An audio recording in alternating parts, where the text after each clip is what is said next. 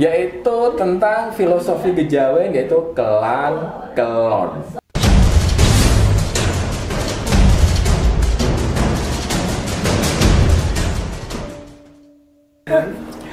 Tradea TV satu meja bersama Panji. Ada ahli kejawen yang akan membahas bersama saya, akan berbincang dan juga bertukar pikiran, yaitu Ki Bagus Wijaya. Beliau adalah seorang pakar kejawen yang khusus saya datangkan untuk membahas masalah yang satu ini.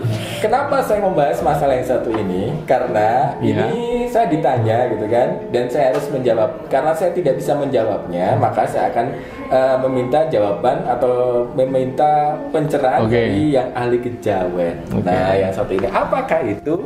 Yaitu tentang filosofi kejawen, yaitu kelan kelon. Nah, kalau menurut saya Ki ya, kelan kelon itu ini sering saya dengar gitu kan.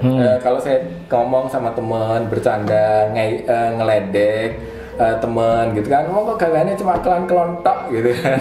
Nah, ini dalam pandangan saya, kelan-kelon itu artinya adalah pemalas, lantang-lantung, ora gelem lapo-lapo, wis wae kelan-kelon tok wis nang omah gitu kan. Berarti konotasinya ke arah kelan-kelon kan urusannya ya ibarat gimana? Di atas ranjang ya gitu kan. Benar, pokoknya kok orang kok tidak punya ini yang lain, pikirannya cuma gitu doang gitu kan. Nah, menurut Ki Bagus sendiri, filosofi kejawen, beliau Ki Bagus adalah ahli kejawen kan.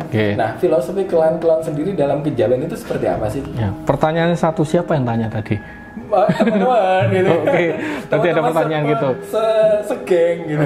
Berarti tanya masalah itu tadi mengenai kelan-kelon. Banyak orang yang mengatakan kan kelan-kelon itu unsurnya ke arah negatif. Seorang laki-laki yang nggak kerja, malas-malesan, tapi isinya cuma kelan-kelon. Mohon maaf, mungkin dikasih terjemahan kelan-kelon artinya apa sih? Sukanya berhubungan intim saja sama istrinya kan gitu artinya. Sebenarnya artinya bukan itu. Itu filosofi yang sangat mendalam dari suatu hubungan rumah tangga masyarakat Jawa. Kelan-kelon artinya kelan itu urusannya, kita bahas yang kelan dulu. Kelan itu urusannya adalah ya, kalau dari pengertiannya ya, kelan itu adalah sayur ya. Contohnya saya, Bu, kelan apa sekarang? Kelan itu sayurnya apa sekarang? Nah, itu adalah kita menjalin komunikasi dengan istri ya. Komunikasi setiap harinya, kelannya apa, artinya sayurnya apa, berubah-ubah agar tidak bosan. Itu juga filosofi. Artinya adalah kita harus menjalin komunikasi, saling jujur, percaya sama istri kita. Nah, dengan begitu urusan kelan ini ya akan ada sangkut paut dengan kelon. Kelon artinya memang di atas ranjang ya, dengan membahagiakan lahir batin ya dari unsur dari suami ataupun istri. Nah, di situ akan terjalin harmonis ya di dalam suatu hubungan rumah tangga. Nah, makanya kenapa kok bisa kelan-kelon ini unsurnya kok ke arah negatif kan gitu. Artinya cuma itu saja Mas Panji. Kelan urusannya dengan lahir, batinnya kelon. Nah, kalau masyarakat Jawa sudah memegang dua istilah itu ya sudah mulia hidupnya. Gitu. Walaupun mohon maaf misalkan ekonomi tidak naik, ya tetap bahagia karena tadi sudah dua unsur sudah terisi. Jadi semacam itu istilah dari awalnya gitu. Nah ya ini kalau kita ini kan orang Jawa zaman dulu ya. Orang Jawa zaman dulu. Kalau mereka pulang kerja pasti tanyanya sayur apa atau segala macam. Nah, ini kan bagian dari komunikasi antara suami istri. Istri. Nah, sebenarnya kalau dilihat dari zaman sekarang kan agaknya jauh ya. Jauh. Datang pesan apa, Dek?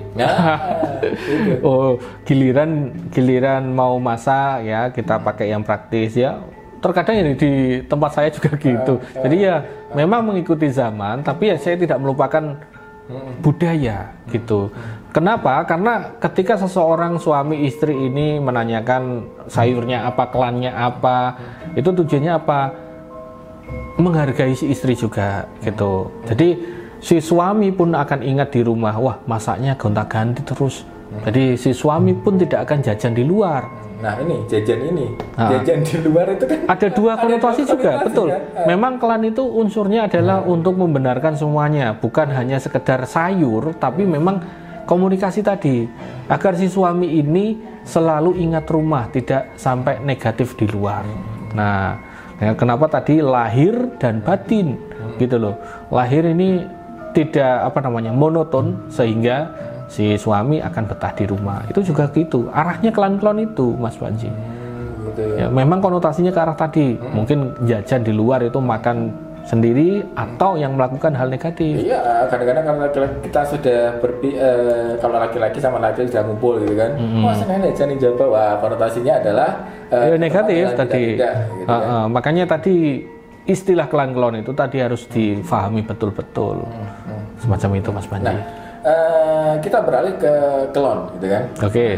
Dalam kebudayaan Jawa zaman dulu gitu kan, kita tahu rumah saya juga seperti itu, masih Jawa kuno gitu kan. Nah, ada istilahnya kalau di Jawa itu rumahnya adalah dari depan sampai belakang gitu kan, orang mesti getane, kamarnya cuma satu. Oke.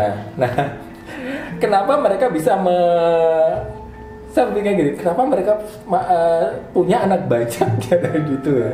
Oke. Kalau budaya Jawa kan gini, suatu hal yang sakral kan memang urusan kelon ini kan urusan ranjang kan ini sakral sebenarnya. Kalau pengamatan saya dan saya pernah mempelajari juga, kenapa kok bisa anaknya banyak, walaupun lokasinya gitu. Kamarnya cuma 2 gitu kan? Itulah yang menjadi keajaiban masyarakat Jawa. Ya, mereka bisa tahu waktu yang pas, ya tempat yang pas untuk melakukan yang mana itu ibadahnya mereka, ya menghasilkan anak ibadah kan ya. Oke. Tahu di situ. Jadi kalau kita masyarakat sekarang heran, loh kenapa kok bisa? Ya memang ada ilmunya. Ya kan ilmu dari Jawa untuk urusan ranjang kan namanya asmaragama. Itu memang diterapkan di situ.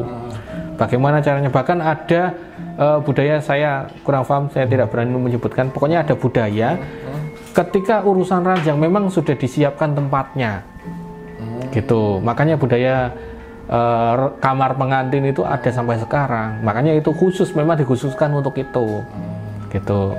Jadi misalkan tadi sudah los panjang. Gimana ya kan jelasinnya? Ya memang pada tidur ya kita melakukan terkadang, tapi nggak kelihatan kayak orang tidur. Itu ada ilmunya loh. Apakah karena masyarakat Jawa zaman dulu sudah paham benar dengan yang namanya ini asmaragama itu ilmu itu? Secara turun temurun paham. Saya rasa itu paham. Tapi kalau kita sebagai generasi muda zaman sekarang, saya nggak paham loh itu. Oh gitu. Saya tahunya justru dari film-film dan juga dari ini, bukan dari yang Jawa asli. Gitu. Saya kenapa? Ya saya tidak membela ya, tapi gini, kenapa pendidikan di atas ranjang seksual itu penting sebenarnya agar orang itu punya acuan. Oh, batasan saya gini loh, berarti sekarang saya belum menikah ya saya nggak boleh ngapa-ngapain lawan jenis saya. Itu harus ada pendidikan kayak gitu. Ya. Kenapa? Mohon maaf kok sampai moralnya terkadang ada yang sampai rusak ya karena tadi dia tidak dididik dari awal. Sebenarnya ilmu asmaragama itu pendidikan. Oh, pendidikan. Asmaragama ini meliputi apa saja sih? Asmaragama ya urusan dia rumah tangga, tapi urusnya ke kelon tadi, gitu, ke urusan ranjang. Dari teknik, dari betul. Macam. Teknik, cara bercumbu, ya, itu ada semuanya. Oh, semuanya dijelaskan itu ya. Ya kalau saya sampai menjelaskan ya mungkin nanti apa ya? Enggak, kita kasih gambar. Janganlah, jangan. Kalau asmaragama itu dia nggak nyebutin kalau posisi ya, dia nggak nyebutin porno enggak. Cuma orang tapi gayanya kayak gitu, tidak telanjang. Itu kalau di kitab kuno pun semacam itu. Jadi raja, kabarnya raja, istrinya di mana, pakai baju semuanya, tapi posisi dia menggambarkan posisi, gitu aja. Karena asmaragama itu seni di atas ranjang. Ya. Jadi mencakup semuanya gitu ya. Dari istilahnya kalau zaman sekarang istilah populernya adalah after power play sampai dengan semuanya, gitu semuanya. Kan? Bahkan itu urusan asmaragama itu menghargai pasangan kita ada kok. Mohon maaf, ya. kalau ada laki-laki yang punya kerisnya sekecil gini, kalau istrinya nggak puas kan dia trauma kan gitu. Tidak menghargai berarti di situ. Nah, asmaragama itu memberikan solusi dengan cara apa tadi? Posisi gitu. Oh, gitu. Posisi dengan cara apa? Biar si istrinya puas, si suaminya puas kayak gitu. Kalau kita justru berpikirnya gini, kalau kita cari solusinya bukan di situ, kita cari solusinya instan. Gitu. Wah, nggak bisa kayak gitu. Kalau di istilah asmaragama itu, ya si laki-laki itu punya keris katakanlah ya. Keris itu disimpulkan itu kalau tidak salah ya ada 3, ada keris gajah, ada keris jaran, ada keris kidang. Besar, sedang, kecil. Perempuan pun sama. Ya kalau saya menyebutnya go garbo, paham nggak? Paham. Itu ada lubang gajah, lubang jaran, lubang kidang.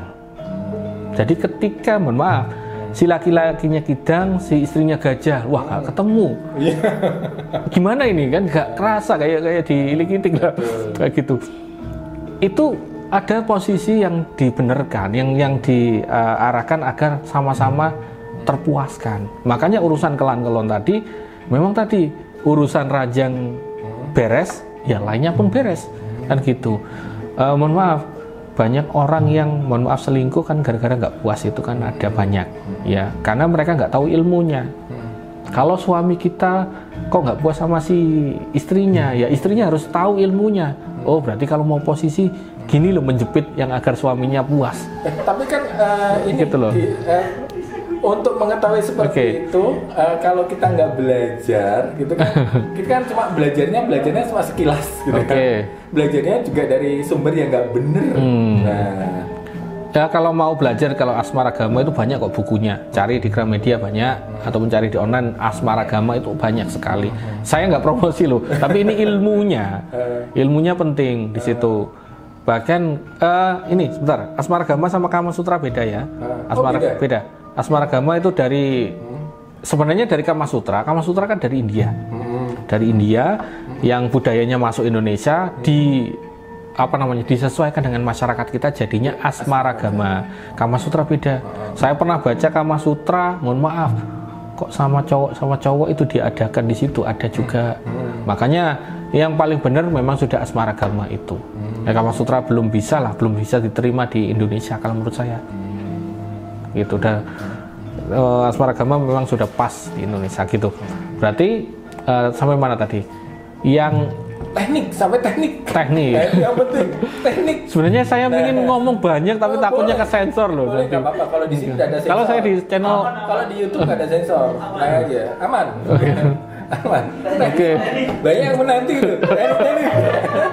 Oke, kalau teknik asmaragama kan seni bercinta di atas ranjang toh, ya Mas Panji. Berarti gini, kalau si suami istri ini hanya melakukan itu hanya gimana ya?